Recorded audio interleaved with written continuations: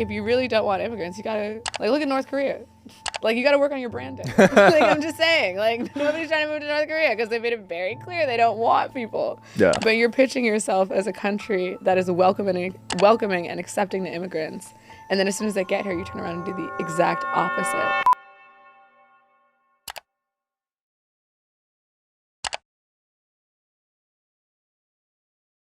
All right, guys, here at Spotify Studios LA with Naima. Let's go. Hey. She's coming off a fiery debate with Andrew Wilson. I think it's at 1 million views already. Is it? Something like that. On his or on mine?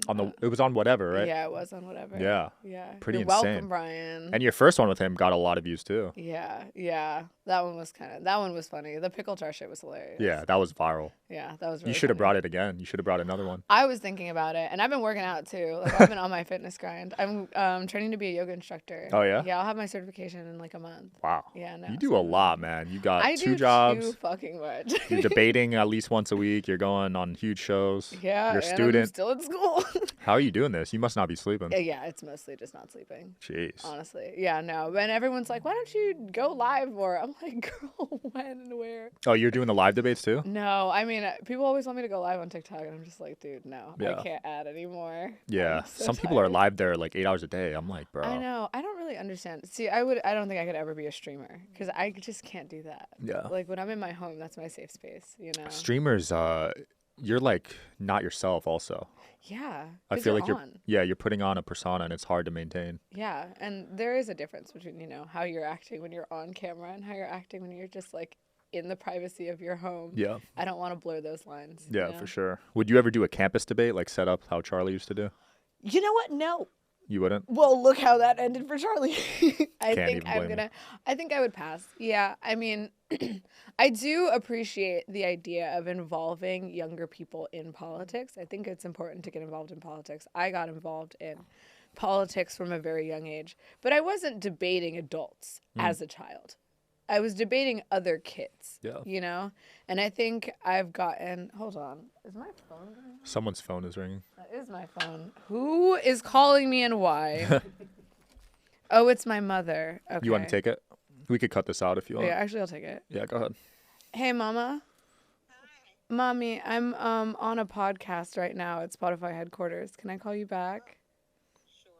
Okay, call me back. Love you. Love you too. Okay, bye.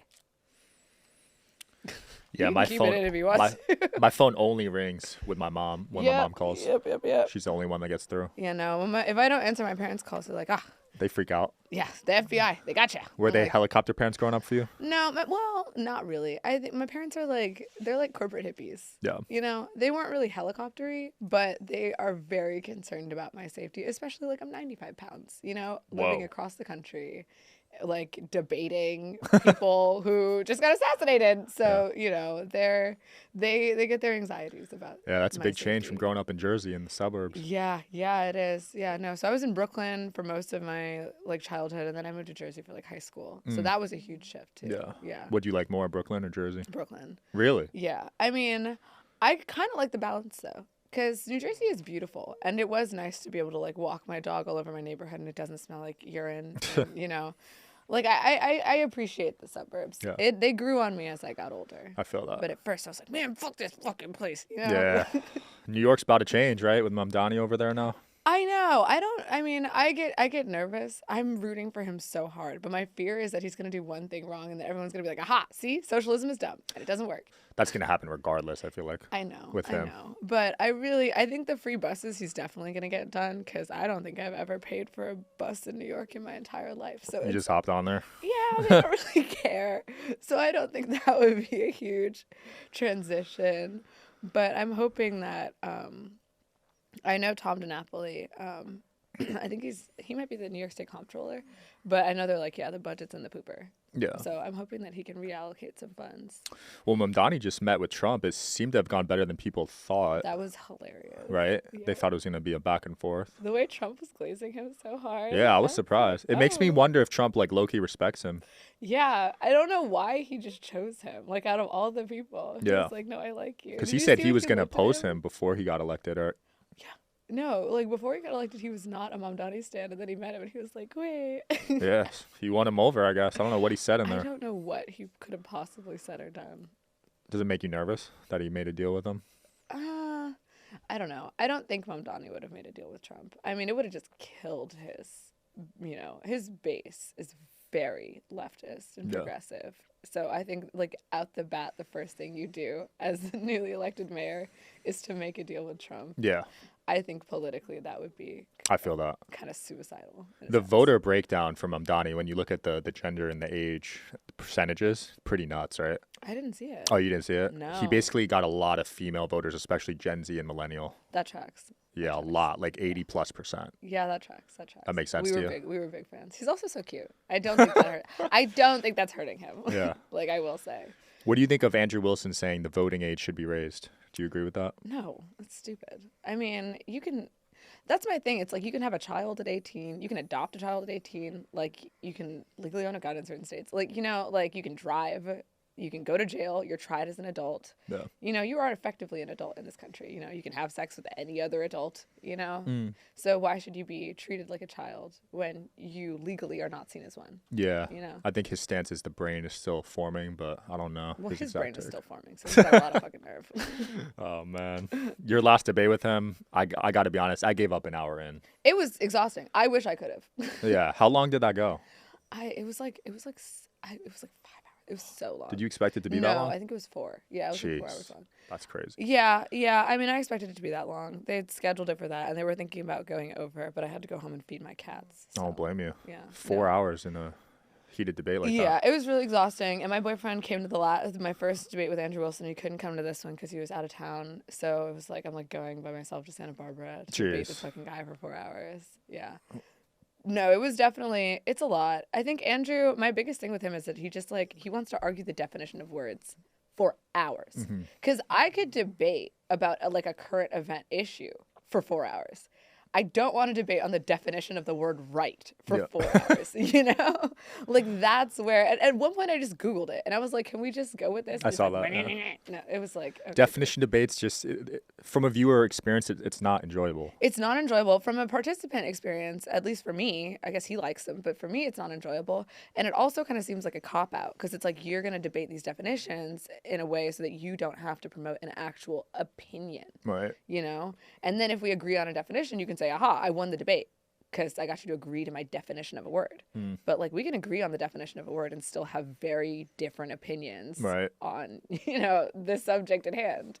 100%. Yeah, it just feels like a way to not have to actually defend your beliefs and your values and apply them to a real world setting. And then going into a setting where he kind of has the home field advantage on the whatever show, does that play into your mind at all? Not really. I mean, I will say I think Brian is really, really professional and very fun to work with. He's super chill. They've been very accommodating to me. Corresponding with them has been a lot better than, working with people like Tim Pool's team. I don't know what the fuck happened with that. It's that whole thing could have been resolved with 2 DMs. It's why wouldn't you tell me you got Myron? I would have come. I think the problem is when you have too many people in between, just communication gets lost. Yeah, you should be texting Tim or his assistant directly. Yeah, it felt like a lack of communication, and I got 3 different producers are emailing me, and it's dude, I'm just so confused. I don't know what's going on, and I'm getting offered a better job opportunity somewhere else that's much more convenient. I'm just not going to take this. I'm sure in the future it'll work out. So you want to debate Myron though? That's someone you would challenge. Yeah, I would definitely debate Myron. He called me a bimbo. We have to talk. Really? Yeah, he tweeted. He was like, "This bimbo needs to shut the fuck up." That was a year ago. I was like, "Motherfucker." Which clip was it about? I don't know. Probably one where I was yelling at somebody. I think it might have been the Nick Fuentes clip. Okay. The one about Aiden. Well, they're friends, so he might have been defending Nick. Yeah, I'm sure it was. Yeah. I don't even think I came for Nick that hard. I don't think I've ever come for Nick crazy hard. I haven't seen you say anything too bad about Nick. No, I mean, other than, yeah, you got to cut out the part where I said he was gay in the last video. Oh, really? Yeah, it was about that. Right?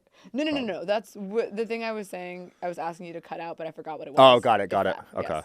And then also this now. I got you. Oh, his audience would come for you if that. Oh yeah, no. I can't have any grip or hate. Please cut that out. I don't want to die. I really don't want to. And those guys are everywhere now. Well, see, I mean, that's the main thing is I just don't want to get fucking doxxed. I have a lot of thoughts about Nick Fuentes, but when we talk about political censorship, it's when your fan base is so aggressive. I don't really feel like I can be honest with you about how I feel about your beliefs because I have to protect my own safety. I feel that. No, I respect that. Yeah. I've been at the gym and one of them will come up to me. I'll be like at the airport in a random city. Like they are everywhere. I got like surprised by a groiper on a Jubilee video. They had one on Jubilee. The last middle ground I did with Parker, one of the topics was Nick Fuentes, and you know how the Tucker Carlson interview, and I kind of brought up how this was going to be an issue on the right with having to figure out whether or not you ideologically align yourself as a party with someone who is a white supremacist. Because in my opinion, if you're inviting them into very prominent conservative spaces, that's basically saying like, I support you,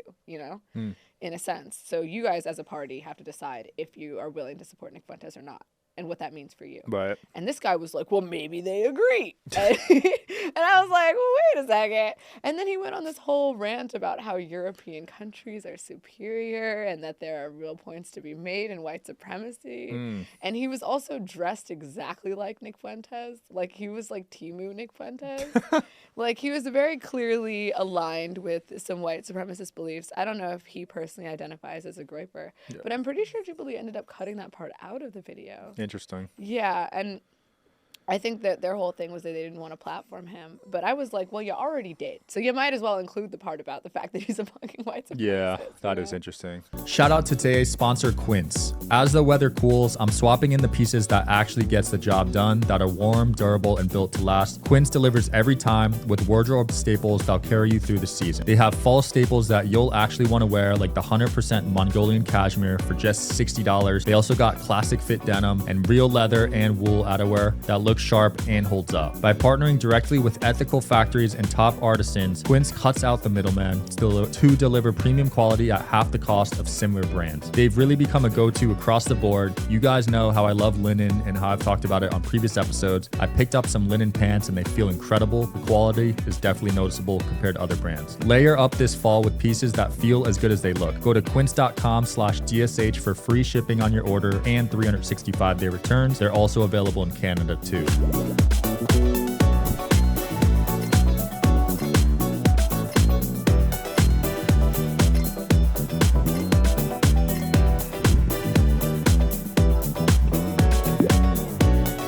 Do you see the white supremacy stuff taking over social media? Like, is that something you're worried about at all? I mean, on Twitter, yes. In other spaces, somewhat, but not as much. I think that it's kind of permeated society for a very long time. I don't think that this is like a new phenomenon. I just think that, you know, it existed before a digital space, and now we're seeing, you know, kind Resurgence. of how white supremacy transitions into a digital space, and they've, you know, been able to use it as a tool. Really. Yeah, it's an interesting argument. They're basically saying the number of white people is going down in America, right? And they're worried about it. The white replacement theory. I mean, that's silly. Yeah, Like- race never really impacted who I choose to be friends with. It shouldn't. And it's also like, if the birth rate of white people is going down, how can you blame that on other races? Yeah. Like, what are you saying? Well, everyone's rate's going down. I think theirs is just going down exponentially more. Yeah, I mean, and that's, you know, unfortunate for you, I guess, but I don't really understand what that has to do with black people. Yeah. Like, that sounds like a you problem to They'll be always honest. find a way to. Yeah, it's giving skill issue, but, you know, Yeah. I mean, yeah, it is weird that, you know, white replacement theory is kind of, you're blaming people for trying to replace you. We're not trying to replace you. We're just trying to exist in, I think that the issue too, especially I hear this argument a lot when it comes to immigration, and, you know, I get that, but I get people who are nervous about the amount of immigrants who are coming into this country. But at the same time, we have kind of pitched our country as being the land of opportunity. We have. You know, That's why my parents came. Yes, exactly. Bring me your poor, your huddled masses. Like, we've very much branded ourselves as a country that is welcoming to immigrants. And then as soon as we get here, we're like, wait, no more. And that's not really fair. You know? Yeah, my parents are both immigrants. Yeah. Mom came here with $20, and look at what they built, you know? Exactly. And those are always the stories that we promote. So, of course, someone living in a country in which they don't really feel like they've been able to be valued and be productive, you know, would want to come here to find that opportunity. So, you know, like, if you really don't want immigrants, you got to, like, look at North Korea. Like, you got to work on your branding. Like, I'm just saying, like, nobody's trying to move to North Korea because they made it very clear they don't want people. Yeah. But you're pitching yourself as a country that is welcoming and accepting the immigrants. And then as soon as they get here, you turn around and do the exact opposite. That to me is just fucking unfair. And now some people on the right, I know Myron has spoken about like an immigration pause. Like no one gets in for like a certain amount of time. Have you seen that? No, I haven't seen that. I mean, I think that's somewhat of a ridiculous idea. Just because sometimes, families don't immigrate at the same time.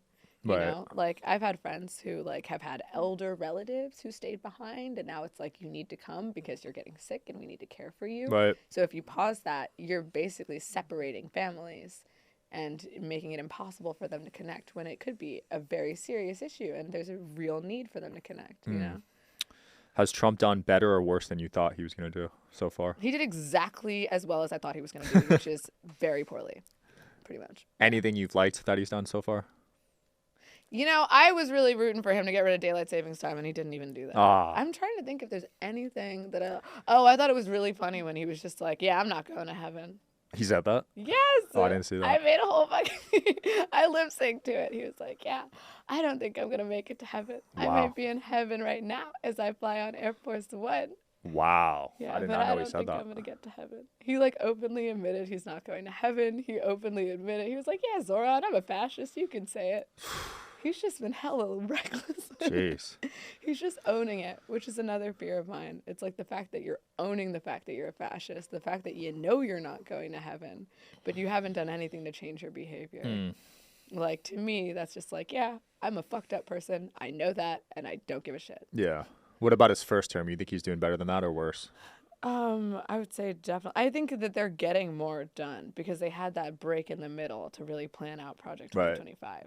But what they're getting done, I don't think has been at all productive or beneficial to the American people as a whole. I mean, the amount of National Guard troops that have been deployed all over the country, massive waste of money, by the way. It's expensive, right? Like hundreds of millions of dollars to do that. That's a lot. Yeah. Meanwhile, I mean, the government shutdown, horrific, a mess. Meanwhile, while all of these government employees are going on unpaid leave, are furloughed because of this government shutdown, you're redesigning the East Wing. Is it the East Wing or the West Wing? I know what you're talking about. I don't know which one. Yeah, but you're renovating the White House? A 9-figure renovation. Like your name is on the fucking deed? Like, dude, what the fuck? It's just, it feels honestly so disrespectful to watch him do so many things that are flagrant wastes of American tax dollars while simultaneously the government is not functioning. That is what a government shutdown is. It is not functioning. Yeah. Did you see the framed photos in the hall No. of the presidents? Oh, you didn't see this? What did he do? So there's a photo of every president, like just their face, and then for Biden's, they put a pen and paper. They didn't put his face on it. Wow. Yeah, we'll throw up an image on the screen. That's just so catty. That's like such a bitch move. Yeah, Like, they don't like each other. I mean, I get it, but there's tons of presidents who don't like each other, but you still have to have that basic respect for the office. It commands respect. I mean, it's not an easy job. Whether Yeah. or not you agree with your predecessor does not mean that their service to this country shouldn't be honored. Yeah, I know you're young and you probably haven't thought about it too much, but would you ever run for like a political position? Hell no. No. I don't think there's really any power in it, to be honest with you. I mean, well, no, that's not true. I think there is power in it, but I think that you are beholden to, whoever is spending the most money on your campaign.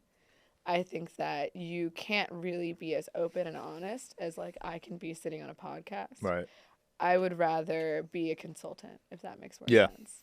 Yeah. It's way more, less stressful, I'd say, too. It's less stressful, or it can be. Yeah, it's less stressful, but it's also, I feel like I kind of want to provide clarity and commentary on things that are happening. Yeah. Yeah, but I don't know.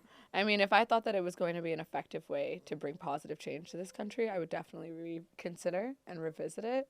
But right now, I think I'm honestly, I agree with Tucker Carlson. I think the power is in the pundit. Never thought you'd agree with Tucker Carlson. Well, I mean, Tucker Carlson won't run for like similar reasons. He has way more power right now. Yes, Look what happened to exactly. Dan Bongino. Yeah. Bongino, however you pronounce it. Yeah, no, exactly. That's what I'm saying. And I also think that, you're held at an insane level of scrutiny as well as your family. Oh, yeah. And I don't know if I would like to raise a family in that environment. I think that's difficult for the kids of politicians. Yeah, you're pretty much giving up your personal life. Yeah, any right to privacy, you Yeah. know? Like, at least we can turn off the cameras. But for them, there's no off. And I think that would be really hard for, a family to have to deal with. For I sure. wouldn't want to be a kid of a politician. Did you read Kamala's book? No, I didn't read Kamala's Really? book. No. You didn't feel compelled to read it? I mean, no. I got it on Audible. I started it and I wasn't feeling it. I don't know. You know?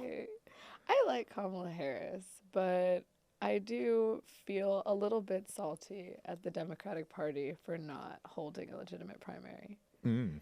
You know, and I feel like Kamala was honestly handicapped because she never got to run a full campaign. She had 107 days. Yeah.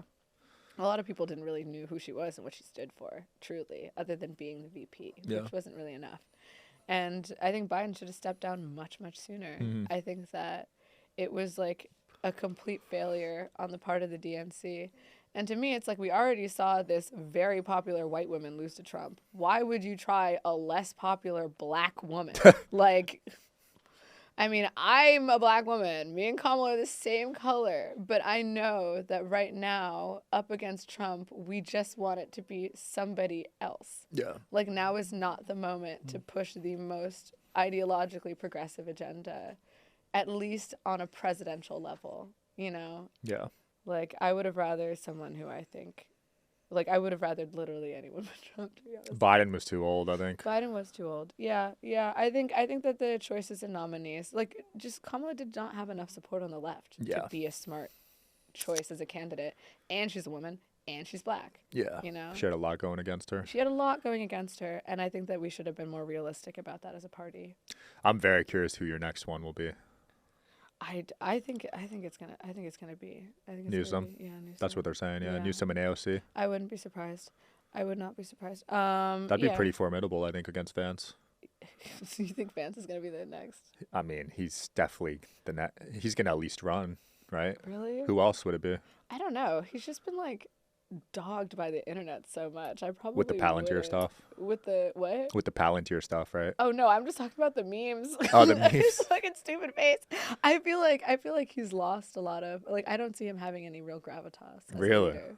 Wow. No, I mean all the memes of him, like. Well, he'll have the funding no matter what. Yeah, He's got the crypto bros behind him. But I mean, at a certain point, you do have to get the votes. That's true. Is he popular enough? I just don't know who else on the right it would be then. You know? Yeah, that's true. Marjorie Taylor Greene. Oh, God. Could you She just announced her resignation. Yeah. Honestly, Can't beef with the big guy. But see, that's again talking about like how the entire party is kind of tangled up in Trump, you know? Yeah. That to me is such a huge handicap for the conservative party. I mean, I think it goes both ways. Like right now, I think that we have two directly opposing issues. I feel like Democrats fight too much. There's way too much infighting in terms of like progressive versus liberal. Yeah. Like we're all one party. We all carry some very similar ideals and values. And I do think that we should try and find more unity in that.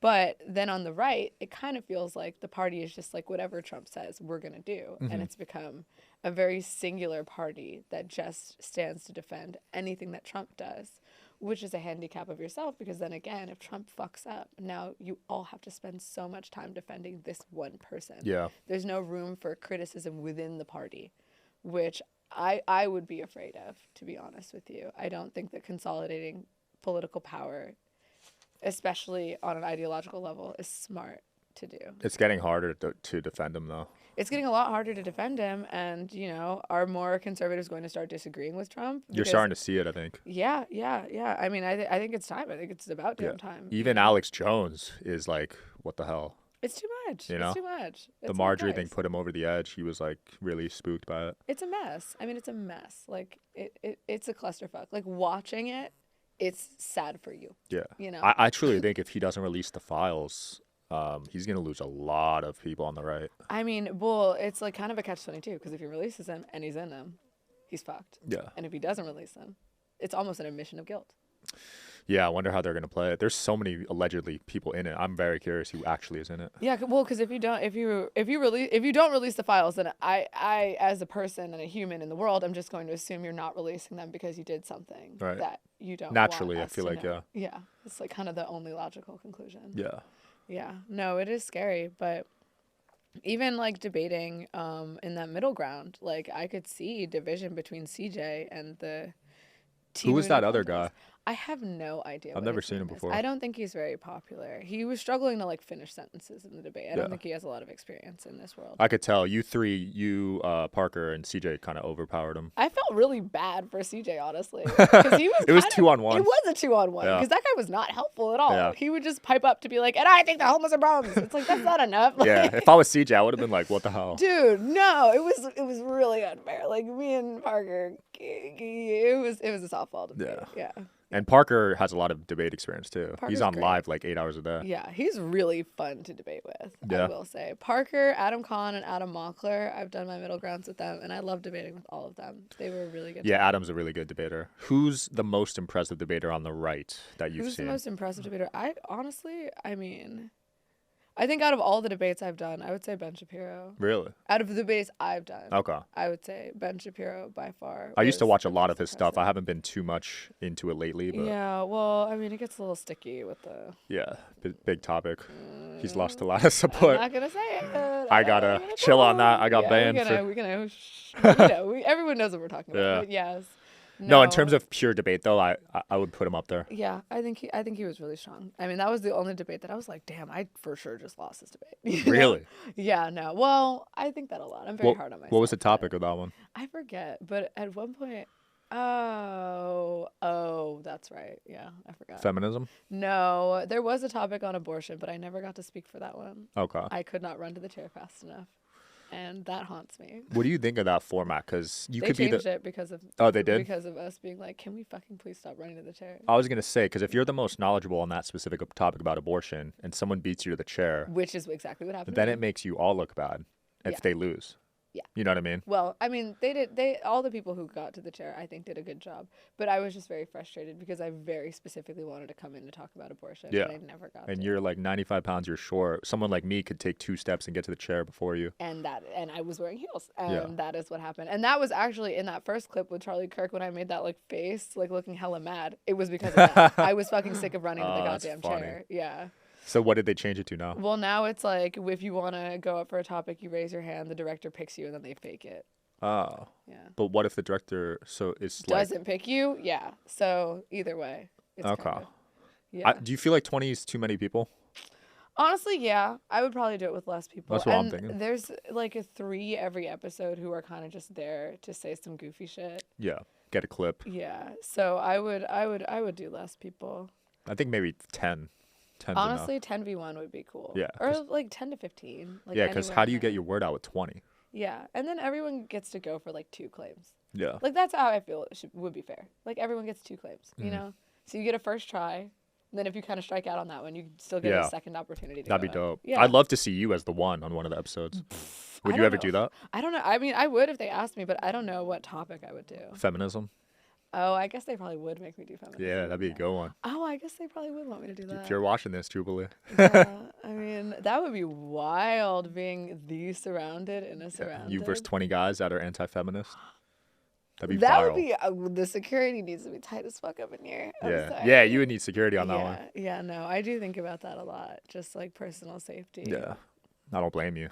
Yeah, no, I have zero self-defense skills. Yeah. I would be super. And in easy. LA, you can't really own a gun. It's hard. I know. Actually, that might be probably my most conservative take. Oh, yeah? I want a gun. Oh, so you're pro-gun. I'm not pro-gun in like a general sense. Like I don't really see the need for people to have automatic rifles. Yeah. Like to me, the main justifications for guns are recreational use, like hunting, and for safety, for personal safety. Right. If you're like a very tiny person who could never defend themselves physically against the majority of the population, like you should probably have a gun, right? No history of mental health, you should have a gun. Yeah. But I think that my issue is just like I don't know why we need military grade assault rifles, like as a society. Yeah, that's pretty extreme. It's too extreme, and it's what all of the school shooters use to kill people. It's like, okay, so if all of these people who are using guns incorrectly are using the exact same gun, you could just get rid of that one. You can start there, you know? Yeah. You could also, what I think would be kind of cool is if there were gun ranges specifically for those military grade weaponry and it just stays there. Got So it. if you're an individual who, you know, enjoys recreational gun use and you want to use those kind of weaponry, maybe you don't need to own it, but there's ways for you to use it in a safe environment that's controlled, you know? Yeah. Yeah, I have a similar take. I mean, growing up in New Jersey in a middle-class family, I never felt like I needed one. So I was just privileged to grow up in that environment. But now that I'm in the public spotlight, I just got married, want to have kids, I sleep better at night owning a gun. Yeah. You know what I mean? I think it would be cool to have one. And my boyfriend's a veteran, so it's like gun safety would be a very big priority in our house. Also, I have a cat that's a gremlin. She would accidentally shoot someone if I was it. She would totally do that. I would not put it past her. But no, I don't. And also, historically, when we see gun use actually being policed and like legitimate gun reform, one of the main examples was against the Black Panthers. So my fear is that if we have more strict gun laws, they are going to be unequally or disproportionately policed onto minority groups. Yeah. And it's going to become another method of policing minority groups. Yes. And, contributing to the pipeline from, the school to prison pipeline and mass incarceration instead of, to keep children safe, which is my goal for gun reform. Right. Makes sense. Well, guys, this should be releasing around the time you drop your show. So that's crazy. Yeah, we'll put that in the video. Congrats on becoming a podcaster now. Thank you. Crazy Hopefully transition. I can stop debating crazy people. One more semester of college and then you're a full-time podcaster, huh?